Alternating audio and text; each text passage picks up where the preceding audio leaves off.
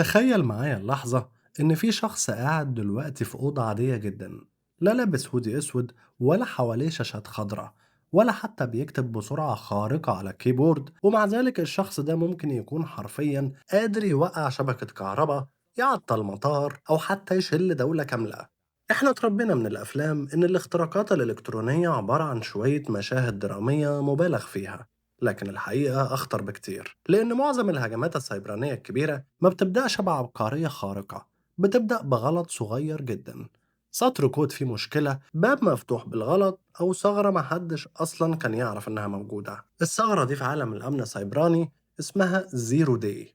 ثغرة الشركة المصنعة نفسها ما تعرفش عنها أي حاجة، يعني عندها صفر يوم علشان تصلحها قبل ما حد يستغلها. ومن هنا بدأ واحد من أخطر الأسواق السرية على الإنترنت، سوق بيتباع فيه الوصول لأجهزة البشر والأسرار الدول والمراكز الطاقة والبنوك والجيوش، سوق الزيرو داي. أهلا بيكم في 5 جنان. عشان تعرف إن الموضوع قد إيه مرعب لازم الأول تفهم يعني إيه أصلا ثغرة. أي نظام تشغيل حديث زي ويندوز أو ماك أو حتى أندرويد معمول من ملايين السطور البرمجية، ملايين أوامر مكتوبة ورا بعض علشان الجهاز يشتغل بشكل طبيعي. ولو تخيلنا إن كل سطر من الأكواد دي عبارة عن طوبة، فاحنا بنتكلم عن مبنى ضخم جدا. طبيعي وسط الحجم ده يبقى فيه طوبة مكسورة أو ما اتحطتش صح. الغلطة الصغيرة دي هي الثغرة الأمنية، باب مستخبي جوه النظام ولو حد عارف يوصل له يقدر يدخل منه. علشان كده شركات التكنولوجيا بتصرف مليارات كل سنة علشان تلاقي الثغرات دي قبل المهاجمين.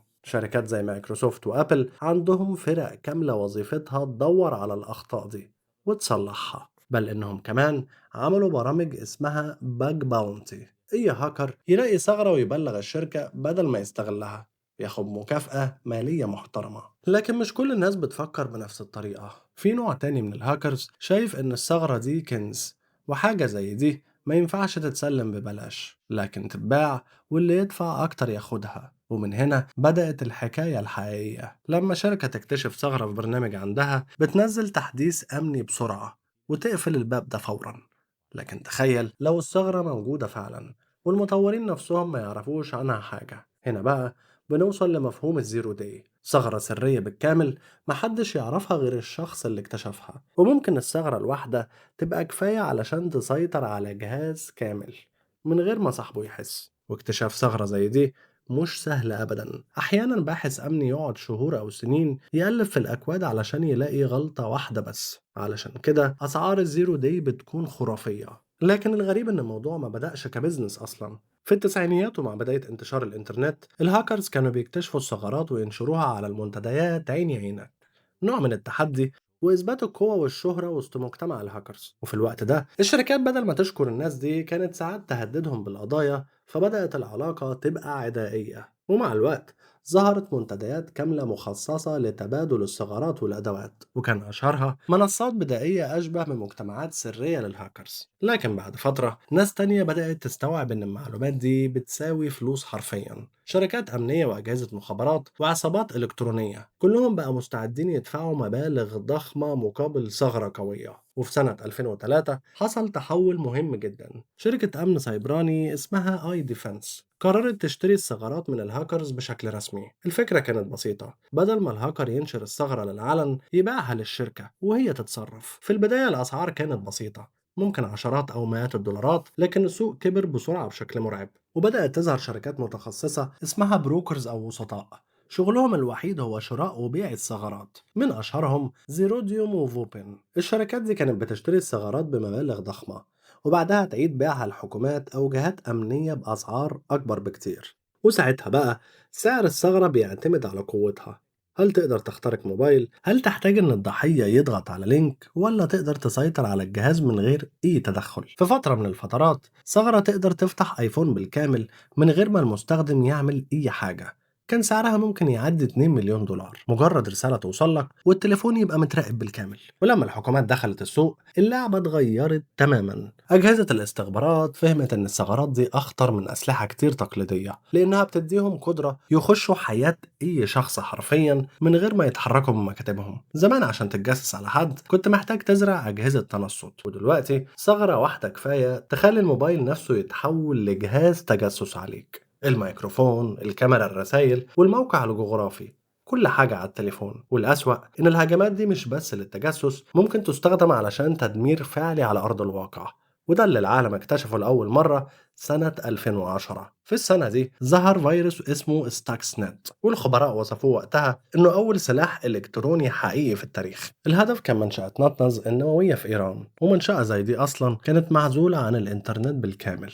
لكن بطريقة ما فيروس ستاكسنت دخل عن طريق فلاشة يو اس بي. بمجرد ما دخل السيستم بدأ يستغل 4 ثغرات زيرو دي خطيرة في ويندوز، وانتشر داخل الشبكة كلها. لكن المرعب فعلا إن الفيروس ما كانش هدفه يسرق بيانات، هو كان جاي يدمر. ستاكسنت بدأ يغير سرعة أجهزة الطرد المركزي الخاصة بتخصيب اليورانيوم، يسرعها بشكل جنوني وبعدين يبطئها فجأة مرة ورا مرة لحد ما الأجهزة نفسها تبوظ. وفي نفس الوقت كان بيبعت تقارير مزيفة لشاشات المراقبة تقول إن كل حاجة طبيعية. العلماء الإيرانيين كانوا شايفين الأجهزة شغالة طبيعي بينما هي فعليا بتتدمر قدامهم. وفي النهاية الهجوم دمر مئات أجهزة الطرد المركزي، وأخر البرنامج النووي الإيراني سنين كاملة. ورغم إن مفيش جهة أعلنت مسؤوليتها رسميا، أغلب التقارير أشارت إن العملية كانت مشتركة بين أمريكا وإسرائيل. بس الكارثة الأكبر حصلت بعد كده بسنين. في 12 مايو سنة 2017 العالم صحي على واحدة من أشهر الهجمات الإلكترونية في التاريخ، فيروس وونا كراي. في ساعات قليلة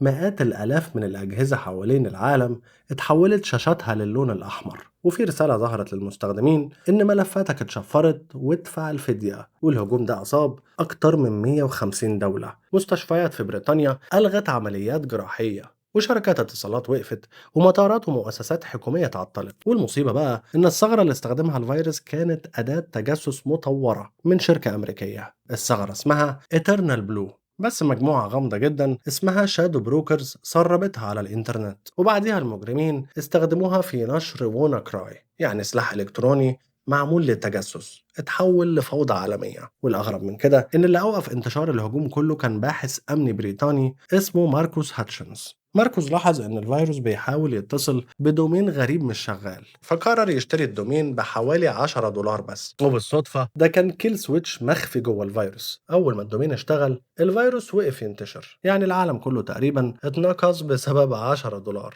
لكن حتى بعد صدمة وونا كراي الأسوأ كان لسه جاي. بعدها بشهر واحد بس ظهر هجوم نوت بيتيا، والخبراء بيعتبروه لحد النهاردة أكتر هجوم إلكتروني مدمر اقتصاديا في التاريخ. الهجوم استهدف أوكرانيا في البداية، بس خرج عن السيطرة وانتشر عالميا. بنوك المطارات والشركات وأنظمة الدفع كل حاجة وقفت، حتى أنظمة مراقبة الإشعاع في مفاعل تشيرنوبل اتعطلت، والخسائر كان تقديرها بأكتر من 10 مليار دولار. الهجوم ده أثبت للعالم إن الحرب السيبرانية مش مجرد هاكر بيهزر، دي ممكن تبقى حرب حقيقية تخسر فيها دول مليارات من غير طلقة واحدة. ومع الوقت الهجمات بقت أعقد وأخطر. في 2023 شركة كاسبيرسكي أعلنت إنها اكتشفت عملية تجسس ضخمة جدا استهدفت موظفيها باستخدام آيفونات. الهجوم كان متطور بشكل مرعب. مجرد رسالة اي مسج بتوصل لك من غير ما تدوس على أي حاجة، الجهاز بيتم اختراقه بالكامل. 4 ثغرات زيرو دي شغالين مع بعض، ومنهم ثغرة مرتبطة بالهاردوير نفسه. الهجوم كان شغال بقاله سنين من غير ما حد يلاحظه، والاتهامات وقتها وصلت للمخابرات الأمريكية، بينما أبل نفت أي تعاون أو أبواب خلفية. بس الحقيقة المرعبة إننا دخلنا فعلا عصر جديد من الصراعات، عصر الحروب اللي بتبدأ بسطر كود. دلوقتي كل حاجة حوالينا متوصلة بالإنترنت، موبايل، عربية، بنوك، مستشفيات، ومحطات كهرباء، والبيوت نفسها. وده معناه إن أي ثغرة جديدة هي باب جديد ممكن حد يدخل منه. والسؤال الحقيقي مش هل الهجوم الجاي هيحصل، السؤال هو لما يحصل هيكون حجمه قد ايه. لأن طول ما البشر بيكتبوا أكواد هيبقى في أخطاء، وطول ما في أخطاء هيبقى في ناس مستعدة تدفع ملايين علشان تستغلها. بنشكركم للمتابعة، وما تنساش تعملي لايك وسبسكرايب.